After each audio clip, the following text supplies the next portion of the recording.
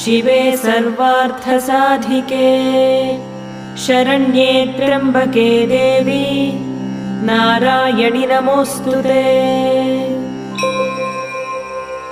अस्य श्रीललिता सहस्रनाम स्तोत्रमाला मन्त्रस्य वशिन्यादिवाग्देवता ऋषयः अनुष्टुप् छन्दः श्रीललिता परमेश्वरी देवता श्रीमद्वाग्भवकूटेति बीजम् मध्यकूटेति शक्तिः शक्तिकूटेति कीलकम् श्रीललिता महात्रिपुरसुन्दरी प्रसादसिद्धिद्वारा चिन्तितफलावाप्त्यर्थे जपे विनियोगः।